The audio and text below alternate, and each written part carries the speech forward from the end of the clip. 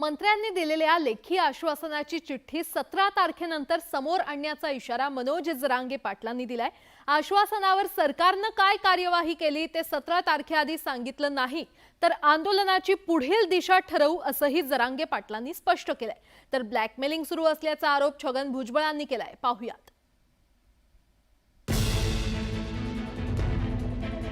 मराठा आरक्षणासाठी आंदोलन करणारे मनोज जरांगे पाटील यांनी आता सरकारला निर्णायक इशारा दिलाय। मराठ्यांना 24 डिसेंबरच्या आत ओबीसीतूनच आरक्षण द्या या मागणीवर मनोज जरांगे पाटील ठाम आहेत। 17 तारखेला मराठा समाजाची अंतरवाली सराटी इथे बैठक बोलावण्यात आली आहे। सकाळी 9 वाजता होणाऱ्या या बैठकीत सरकारकडून आरक्षणासंदर्भात काय झालं आणि पुढे आंदोलन कसं करायचं या संदर्भात निर्णय घेतला जाईल। 17 तारखेच्या आत आपलं जे ठरलं होतं त्याप्रमाणे तुम्ही आतापर्यंत काय कारवाई केली 17च्या आत आम्हाला कळवा।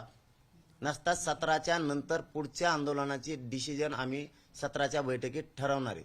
हे तुम्हाला आमची विनंती आहे, कारण तुम्ही त्यातलं एक जणही आतापर्यंत आमच्या संपर्कात आलेला नाहीत। त्यामुळं तुम्ही मराठ्यांची फसवणूक करताय की काय असं आम्हाला आलेल्या मंत्र्यांबद्दल वाटायला लागले। सरकारने दिलेल्या आश्वासनाप्रमाणे आतापर्यंत काय झालं हे स्पष्ट केलं नाही तर 17 तारखेला ते फोटो आणि व्हिडिओ प्रसार माध्यमांना दिले जाणार आहेत असं सांगतानाच मनोज जरांगे पाटलांनी छगन भुजबळांवर निशाणा साधत त्यांनी मराठा आरक्षणावर बोलू नये असा सल्ला दिला। तर हिंमत वाढल्यामुळे सरकारला तारखा दिल्या जात असल्याचा आरोप छगन भुजबळांनी केला। त्यांनी जाळपोळ करायची, त्यांनी पिस्तुलाचे भार उडवायचे, बेकायदा पिस्तूल, त्यांना पकडण्यात आल्यानंतर लवकर सोडा म्हणून सांगायचं। जे गुन्हेगार पकडले जळितामध्ये त्यांना सुद्धा ताबडतोब सोडा अशी मागणी करायची, सरकारवर दबाव आणायचा।